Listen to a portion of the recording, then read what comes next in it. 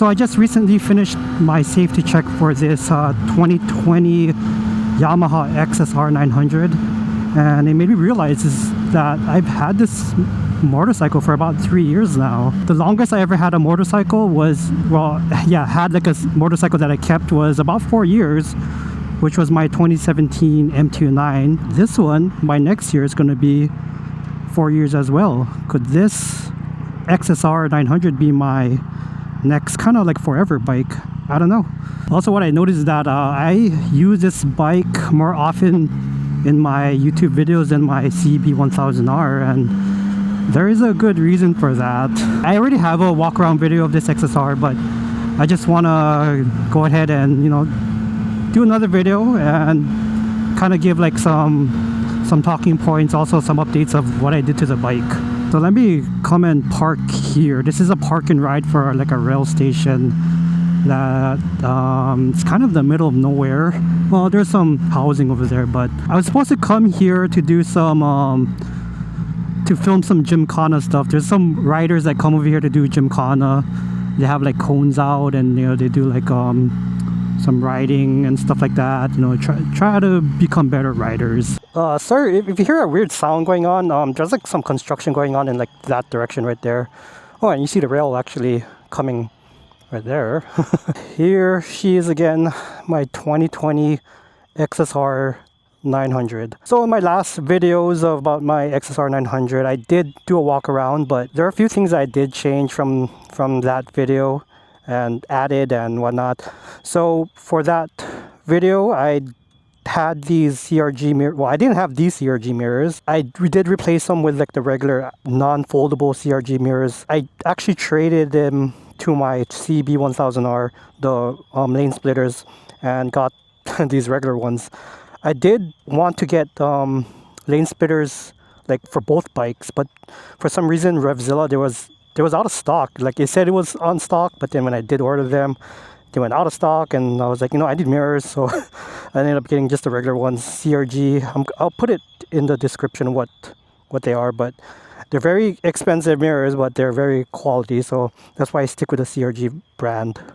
The other thing I did from the other video was that I did put a full Akapovic. This is the same one that I have on my MT or FZ MT09 video, same exact model, but then now it's on the XSR. I did create a how to clean your pipes video on how to clean your pipes. I had like plastic that stuck onto the pipes, and I used that opportunity to actually make a video about it. Yeah, they're dirty again, but you know, that's what happens when you ride this motorcycle. I think the other thing that I just did to this bike was that new tires. So these are the Michelin Road 6s. This is one of the reasons why I ride this bike more often, is because of these tires. These tires are, you know, not the best for like, you know, being super sticky or being race tires. They are everyday tires. You can pretty much use them for anything, but the thing about these tires that that's what makes them famous or infamous or whatever you want to say, is that they pretty much last forever. I have about 2,000 miles on this so far. And it still looks new. Like it still looks brand new. Even the rear tires looks brand new. I can see these tires being on this bike for a while. But yeah, other than that, like there's no other changes that I did to this bike. I haven't ridden the newer XSRs, and I think the 22 and up. To be honest, I really have no reason to upgrade. The only thing that I probably want is a quick shifter on this bike. I know they make like a quick shifter up, but no auto blipper on this particular engine. Do I need it? No. But do I want it? Yes. Having a quick shifter on a bike, it kind of changes a lot of things. Like my S1000 had a quick shifter. My current CB1000R has a quick shifter, and I don't know, it just makes riding a little bit easier, funner, I guess. I don't know, but that's what I want for this XSR900. This rail station, I think, is supposed to serve this neighborhood over here. Like maybe about 10 years ago, none of this was here. There was like nothing, absolutely nothing. It's funny because like you have this rail station here and there's nothing over there, so it was kind of like in the middle of nowhere, like literally in the middle of nowhere. Yeah, let's start up the exhaust on this thing. It's kind of quiet now because I do have the buff baffle in. The baffle actually makes the bike a little bit more rideable, because without the baffle, it's very loud and it gets really annoying really quick. Sounds really good in my opinion. Oh, yeah, that sounds really good. Hey, let me get out of here. Let me, oh hey, another rail is coming through. One day I'm gonna buy an electric bicycle and then take the rail to work.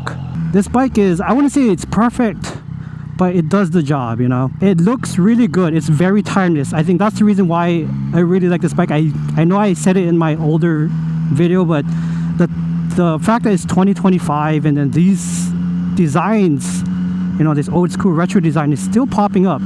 Like Suzuki just came out with their retro and styled bike, and man, that bike looks good. It looks really good. It almost makes me like want to get one. It's kind of equivalent to an XSR900, but you know, they don't make like a 900 equivalent. I think the only one is like Kawasaki as far as the big four. Kawasaki has the Z900, which I believe is a it is a 4-cylinder bike, while this is 3. But then they're kind of equivalent. You know, competition is always good. Funny enough, the CB1000R is supposed to be the equivalent of this, which is quite honestly not really. There's a few videos that you can find online with comparing the Z900, the XSR900, and the CB1000R of being equivalent bikes. But now owning both bikes, they are really not equivalent. The CB1000R is so much faster than this bike. Other than that, I really have no plans to get rid of this bike. The only reason why I would get rid of this bike is to probably upgrade to a newer XSR900, or you know, if I'm really like, I really need money and I need to clear up my garage. Okay, I think that's it for this video. I just wanted to kind of explain why you see this bike more often, and you know, this bike is starting to become like my forever bike. If you have any questions, just go ahead and post in the comments. Let me know what you think.